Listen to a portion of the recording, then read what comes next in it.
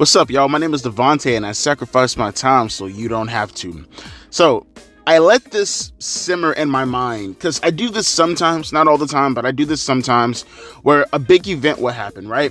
Say, like, for an example, CM Punk in the Ariel Helwani video, the interview and everything. I let that kind of fester a little bit. I'll give my objective thoughts on my initial reaction to it, but sooner or later I'm going to come out with another video that's going to be a little bit more detailed compared to what I was saying originally, right?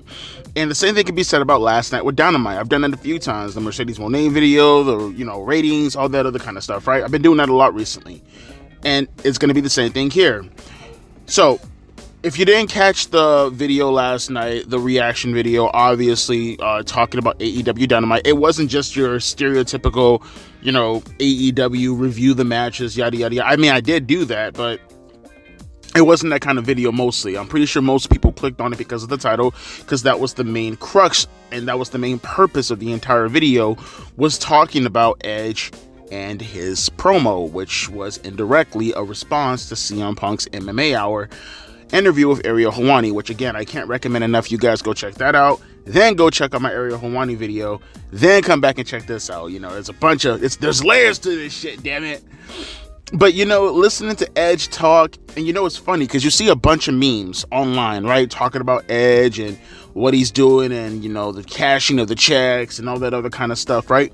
And then you hear CM Punk talk about the business as far as AEW and how they really conduct it, and what really is Tony Khan's way of thinking, his I wouldn't even say his perspective outright, because I feel as if there is a part of him that I would assume still wants to make some kind of profit from AEW. So I won't even say perspective, but almost to the degree, I almost want to say it's like one of his methodology, as far as how he wants to conduct himself and different variables as far as what he wants to institute with the professional wrestling.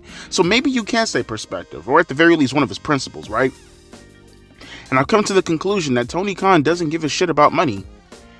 See, that's the part that really is starting to hit me like a ton of bricks. And it's so obviously in your face until it really, really starts to hit you. And I don't know why it's starting to now hit me right there, but maybe we should take this going forward as a way to at least think to ourselves, like, well, okay, you shouldn't take Tony Khan seriously at all. And these are one of the reasons why. Because he's not in the business of making money. First and foremost, he's a billionaire, right? Like, flat out, let's just get that out of the way. He's a billionaire. And his dad is also a billionaire. And his dad loaned him money to start his wrestling company, to shut him up about wanting to start a wrestling company. For all I know, this could just be a tax write-off for Shad Khan, for all I know, right? Because he is I think he is the actual principal owner of the entire company, right? People think it's Tony, but I think it's actually Shad Khan who runs the entire company for real. But he made, Tony, his son, the CEO. It's like that. This is just a tax write-off for Shad Khan. Maybe even Tony Khan also. They don't care to make money within AEW. That's why you hear people all the time say things like, man, Tony, like, you're not even turning the profit, bro. Why do you care so much about the TV deal? You don't give a shit. You don't turn a profit for anything that you fucking do. And it's like, yeah. And then the releases also, I was one of the people saying for the releases, well, now he's probably just doing cut costs. And then you actually think to yourself, especially after, the report comes out, he's like, he's a fucking billionaire. This isn't like Vince McMahon, who was making his billions off of the WWE. No, Tony was a billionaire before AEW, and he's a billionaire regardless of AEW. You know what I mean? And it's like, he doesn't give a shit. What cost cutting? He could take literally 0.1% of his money, inject that with an AEW, and boom, there you go. They're right back up and kicking with how much money he fucking has, right? Related to AEW in itself. Those people that he released, those 10 people or so that he released, or whatever number it happens to be, their contracts, all their contracts alone, Tony uses that shit as toilet paper. You know what I mean? Like, he don't care for money like that, right? So what is the incentive then? Because he doesn't care for money. obviously, when it comes to the release talent. He doesn't care for money at all when it comes to the TV deal. Because again, the money that he's going to make on that TV deal, what is he trying to get? I think I could have sworn I heard he's trying to get above $90 million, right? That's a number that I heard floating around a couple of months ago. It could have changed right about now. It could be completely different. But $90 million to a billionaire, folks.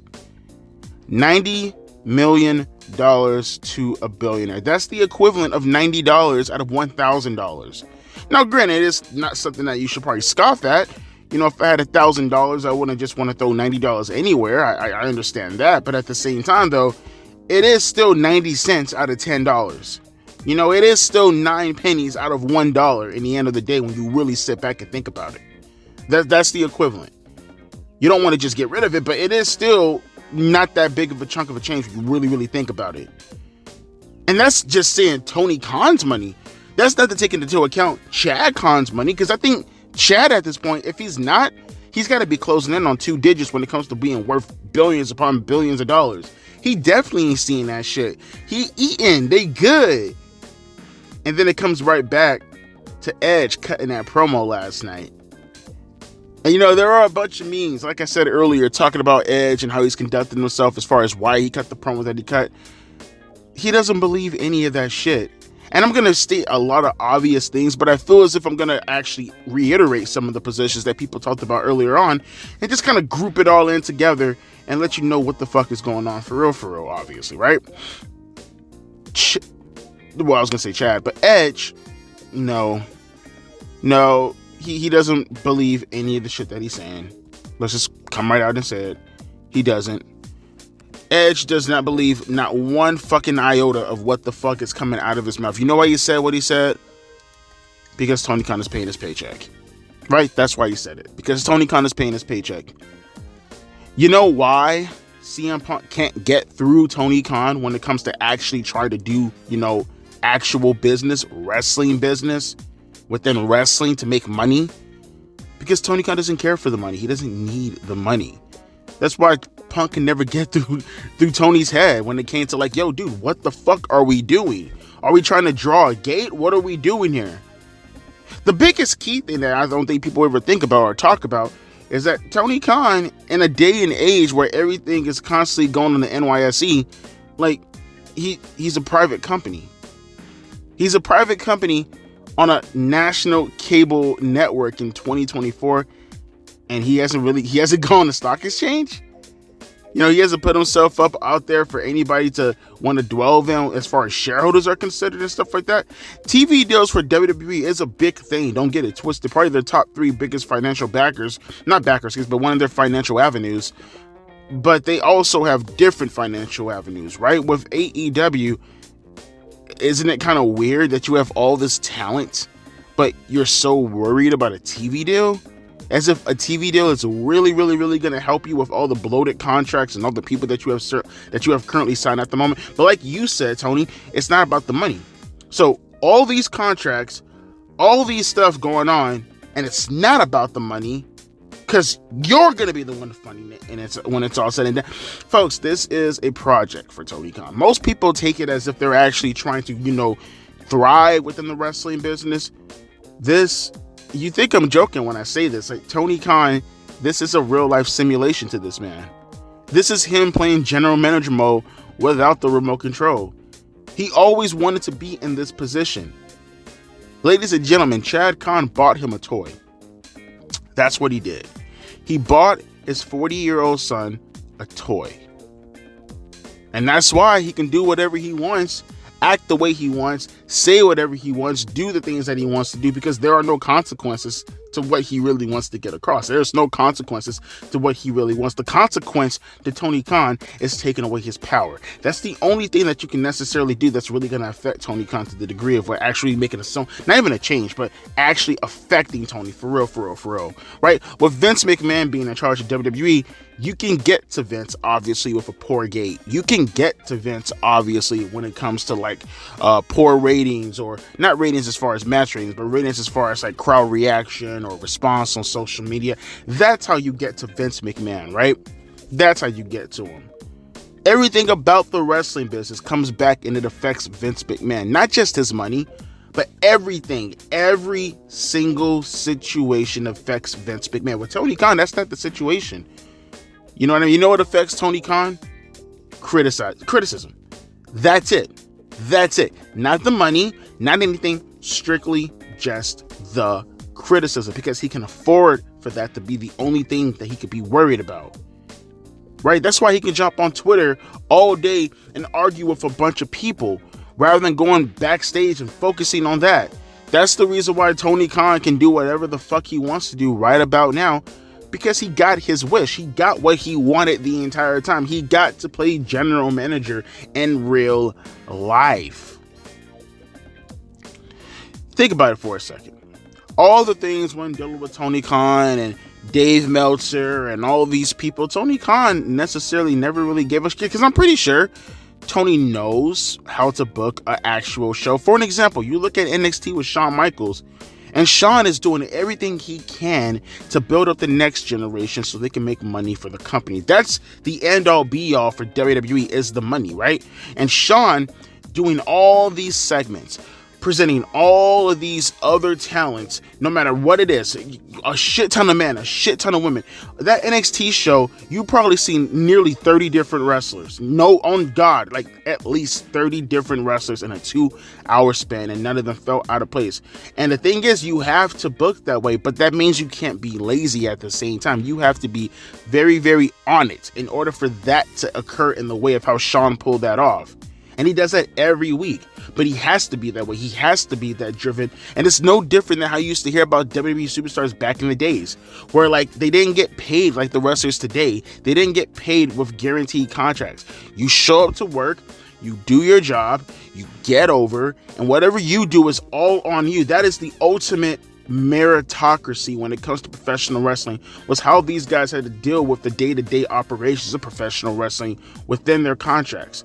They didn't have any guarantee money. Well, I'll tell you what, they did have guarantee money, but you know what the guarantee money was? I remember Mick Foley talking about this in his DVD back in 2013. He said his guaranteed money was something along the lines of like around $1,500. Yeah, and it had me confused, because I'm like, what do you mean? So that means all you were getting paid was $1,500? No. That was his guarantee. That's all he was going to get. That's what he was promised. That was sealed shut. That is what he was promised. No matter what happens, that was his money. Everything else, the $900,000, $1 million gay, all that other kind of stuff that comes back to reflect on Mick Foley, that puts him into a seven-figure range, that's all on Mick Foley. The royalties, that all comes back to Mick Foley. How things used to work back in the days was you were just given an opportunity. That's it. You were given an opportunity to get over, and if you got over and you stayed over, you would get the rewards for being over. That's all you were granted, was opportunity. Today, people are just guaranteed contracts. Guaranteed $1 million. That was their downside. A downside guarantee of $1 million. And yet you got people like Becky Lynch still bitching and moaning, complaining and groaning about women wrestlers needed to be paid more. You're lucky. You lucky. Never mind the fact that you're getting probably guaranteed $1 million. You're lucky to even be getting paid at all. You're lucky to even be in the wrestling business. That wasn't even a thing 25 years ago. Luna Vachon just wanted to be a women's champion. And here you are, and you're bitching and moaning about not getting more money comparable to the man because we put our body on the line, even though we haven't done one thing, we haven't done one half of what the fuck was going on with it. But that mentality, right, is bestowed upon a guy like a Tony Khan. Because the guarantee for him is his own personal money. So there's really no incentive to go out of his way to do what a Shawn Michaels is currently doing at the moment, as far as building character, as far as putting on an actual good show that actually relates to everybody and not just a niche audience. Shawn has to be that good. Shawn has to think that way, because the benefit of the company rests on those talents that he's building up for the future. Those guys who are going to the main event of WrestleMania in about 5 to 10 years, they're all going to go there through the tunnel that Shawn Michaels is digging up. You know what I mean? Think about it. Almost every single I would say 95, maybe even close to 98% of people who are in the WrestleMania show coming up this weekend, I will say 98. Honest to God, 95 to 98% of people, every single one of them, between 2010 to maybe even 2023, as late as that, maybe 2022, as late as that, probably, right? There's a good 12-year gap right there. Between that 12 years, all those superstars on WrestleMania, some form, some fashion, went through Triple H. That's something to be proud of. One, I remember in 2011 when they brought up Sin Cara, and Triple H was actually being touted because he was like, this is my first time actually sending up a main roster superstar in this capacity. I think that was Triple H's first ever signing, if I'm not mistaken, on the main roster, was Sin Cara back in 2011.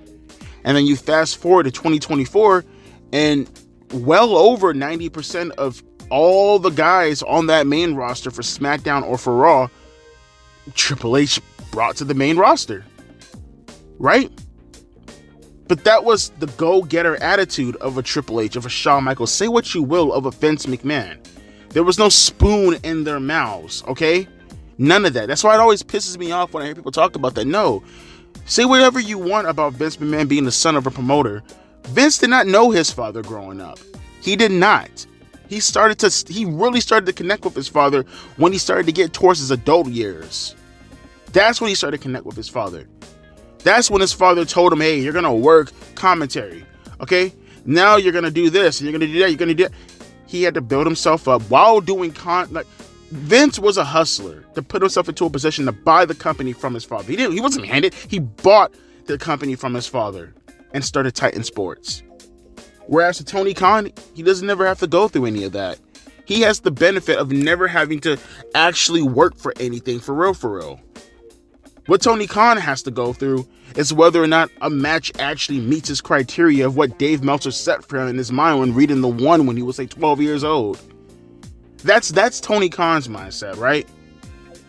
There is no consequences to Tony Khan's actions, so he can do whatever he wants to do as far as whatever he wants to institute, because there's no negative outcome to any of this.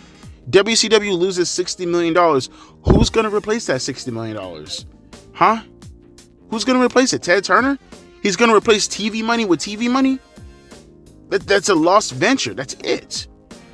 With Tony Khan, there is no replacing TV money with TV money. He has other avenues that made him a billionaire, that will continue making him a billionaire, and will continue making his father a billionaire. And he's going to use that to fund this.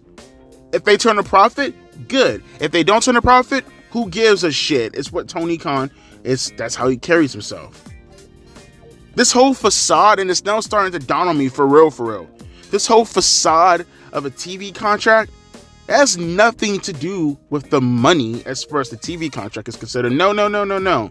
He doesn't give a shit about a TV contract bringing in extra income for him to pay his wrestlers. He already said that he doesn't need the money when he released the talent a couple of days ago. He doesn't care for that, and I absolutely believe him. He has the money. He's a billionaire, folks. A billionaire by himself. Not even through his father. I mean, from help from his father, but not through his father. We're not even including his father. Just him alone is a billionaire. Tony Khan is worth more than $1 billion by himself, without Chad. Folks, the TV contracts and all that stuff is nothing more than bragging rights. That's it. He wants to be able to say that he's a great promoter. He wants to be able to say that he's a great booker. And what better way to say that than having the television give you an insane amount of money to rub it in WWE's face and be like, look, I did what you did, or I came close to doing what you did, and it took me only 5 years. That's what it's all about with Tony Khan. He does not give a shit about the money. The money to him is never an incentive. I think we need to understand that going forward. So with the money no longer being an incentive, And that's the conclusion that I'm bringing up at the end of this video right here. It makes you believe that, you know what, he's never going to change. This company will forever be in the shape that it's currently in right now, and it's never gonna change. Edge can go out there and cut these promos on behalf of AEW because they're paying him to do that. It's never gonna change. He is paying these guys to stay off of television for 6 days out of the week, and then they come and have fun with their friends, and they make 6 to 7 figures doing that. Do you think they give a fly? Do you think Tony gives a fly? Of course he's losing money doing something like that. Of course. Now, obviously, he's a little bit more, I want to say conniving, but he's a little bit more business savvy as far as what he spends on his money on. I mean, that has to be something, obviously. You can't just randomly give someone $60 million to come on your show. He's got to be a little bit more business savvy than that. Got to be a little bit more mindful with how he spends his money, but he has endless amount of money. And this right here, it's just a project for him. This right here that you see currently at the moment, this is just him saying, hey, my dick is bigger than you, and I'm gonna slap you in the face with it. The only problem is, well, buddy, I don't see any enhancement pills around, so I don't know how you're gonna do that. But I just wanted to talk about that, kind of give a little bit of insight on what I actually just started to realize the more and more I'm hearing people talk, looking at the internet, hearing actual people like Jim Cornette talk about this from a veteran perspective, as far as his 2 cents that I don't even think he really thought of, or maybe he does realize it, but he just never really talked about it outwardly, or at least I don't remember hearing him talk about it outwardly. It's that money has never really been a priority for Tony Khan, and with that no longer being an incentive, he's just gonna do whatever he wants to do because who cares? And with that mentality, well, then AEW is just never gonna grow, right? I don't know, man. Let me know your thoughts down in the comment section below. Unless something really big pops off in the news today, don't expect to see me back till tomorrow. We're closing in on the end of my vacation right now, so I have to get ready to start the thumbnails and everything today and start preparing for WrestleMania weekend. Oh boy, because we got a lot of shit to cover. Starting tomorrow, all the way up to Sunday.